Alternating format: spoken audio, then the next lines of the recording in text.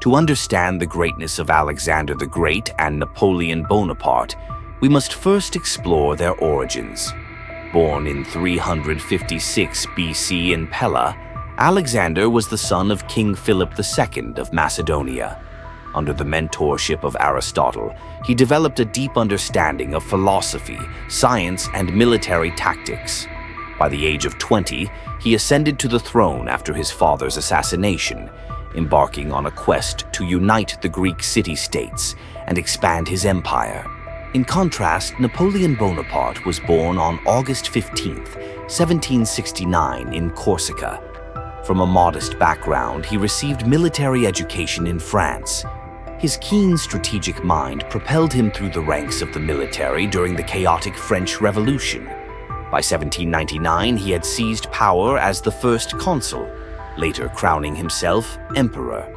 Both men, shaped by their environments and education, displayed an unyielding ambition that set the stage for their remarkable journeys. Both Alexander and Napoleon were extraordinary military leaders, but their strategies differed significantly. Alexander the Great launched his campaigns at a young age, conquering vast territories in a matter of years. His notable battles, like the Battle of Gaugamela in 331 BC, showcased his brilliant use of the Macedonian phalanx, a tight infantry formation that provided unmatched strength. His cavalry, led by his trusted companion Hephaestion, often flanked enemy forces, creating chaos on the battlefield. On the other hand, Napoleon Bonaparte revolutionized warfare in the early 19th century. His military genius was evident in battles like Austerlitz in 1805, where he employed a strategy of deception, luring the Allies into a vulnerable position. His emphasis on rapid troop movements and the effective use of artillery allowed him to outmaneuver larger forces. While Alexander's style was characterized by bold, direct assaults, Napoleon excelled in strategic planning and operational flexibility, making him a formidable opponent in his time. Both Alexander the Great and Napoleon Bonaparte were not only military geniuses, but also master strategists who shaped the course of history. Let's delve into their military campaigns and tactics that defined their eras. Alexander the Great early campaigns. Alexander's military prowess became evident early on, his campaign against the Persians culminating in the Battle of Gaugamela in 331 BC showcased his innovative use of the phalanx formation and cavalry flanks, setting a new standard in ancient warfare. Expansion. Following Gaugamela, Alexander continued his relentless pursuit of new territories, aiming to spread Greek culture and influence across the known world. His campaigns, though faced with challenges, demonstrated his strategic acumen and adaptability. Napoleon Bonaparte rise to power. Napoleon's ascent to power was marked by his strategic military maneuvers during the French Revolution. His establishment of the Napoleonic Code redefined military strategy, emphasizing rapid deployment and decisive action. Reforms. Beyond his military endeavors, Napoleon implemented significant administrative and legal reforms, aiming to stabilize and legitimize his rule. His strategies in both warfare and governance have had lasting impacts on legal systems worldwide. Comparative analysis. Military innovations. While both leaders introduced innovative military tactics, Alexander's use of the phalanx and cavalry in concert was unprecedented in ancient warfare. Napoleon's artillery strategies and his emphasis on mobility transformed European battlefields. Leadership styles. Alexander's charismatic leadership and personal bravery inspired loyalty and unity among his troops. Napoleon's strategic genius lay in his ability to anticipate enemy movements and his skill in managing complex logistics. Cultural impact. Alexander's campaigns facilitated the spread of Hellenistic culture, influencing subsequent art, language, and governance structures. Napoleon's reforms, particularly in legal education and military academies, have had enduring effects on Western military traditions.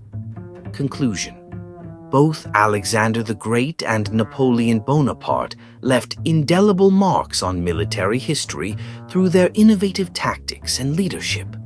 Their unique approaches to warfare and governance continue to be studied and adapted, underscoring their lasting influence on global military strategies.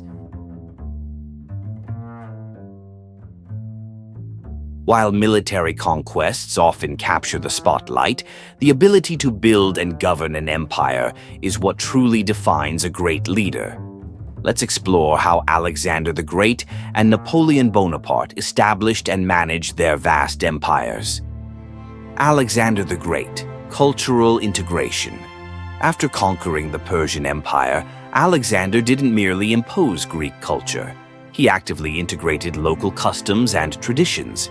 He founded over 20 cities, many named Alexandria, which became centers of learning and culture. This blending of cultures led to the Hellenistic era, a period marked by advancements in art, science, and philosophy. Administrative strategies. Alexander's administration was characterized by the establishment of satrapies, or provinces, governed by loyal officers. This decentralized approach allowed for efficient management of vast territories while fostering local governance, which helped maintain order in his diverse empire. Napoleon Bonaparte, centralized authority. In contrast, Napoleon established a more centralized form of governance. After declaring himself emperor in 1804, he implemented the Napoleonic Code, which standardized laws across his empire and promoted ideals of the French Revolution, such as equality before the law and the abolition of feudal privileges. Educational reforms. Napoleon recognized the importance of education in sustaining his empire. He established lycées, or secondary schools, to educate future leaders and instill loyalty to the state. His focus on meritocracy over aristocratic privilege laid the groundwork for modern educational systems. Comparative analysis. Cultural legacy. While Alexander's conquests fostered cultural exchange and laid the foundation for the Hellenistic civilization, Napoleon's influence was more legalistic and administrative, shaping modern nation-states in Europe. Governance styles. Alexander's decentralized approach allowed for greater local autonomy, but it also led to challenges in maintaining control over distant territories. In contrast, Napoleon's centralized governance promoted uniformity and stability, but often resulted in resentment among conquered peoples. Impact on future generations. Both leaders have inspired countless figures throughout history. Alexander's vision of a multicultural empire and Napoleon's administrative reforms continue to serve as models for modern leaders navigating the complexities of governance. Conclusion. Building an empire is more than just military conquest. It requires vision, strategy, and effective governance. Alexander the Great and Napoleon Bonaparte exemplified these qualities in their own unique ways, leaving legacies that continue to influence our understanding of leadership and empire today. Even the greatest leaders face inevitable decline. The story of Alexander the Great and Napoleon Bonaparte is no exception. Their downfalls, however, were as dramatic as their rises to power. Alexander the Great, mysterious death.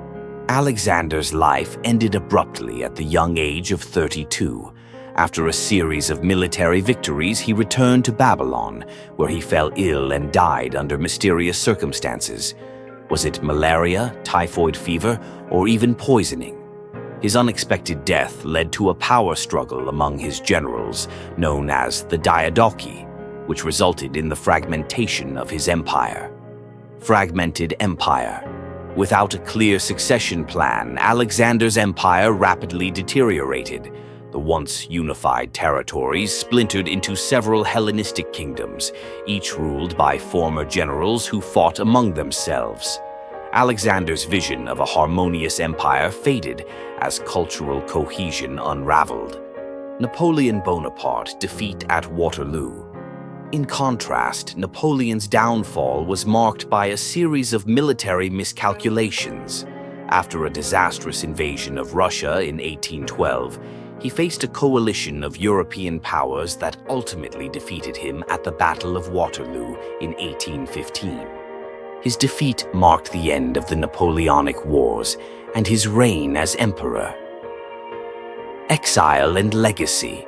After his defeat, Napoleon was exiled to the remote island of St. Helena, where he lived until his death in 1821. However, his impact on Europe was far from over. The Napoleonic Code and his administrative reforms continued to influence legal and political systems across the continent. Comparative analysis, causes of downfall.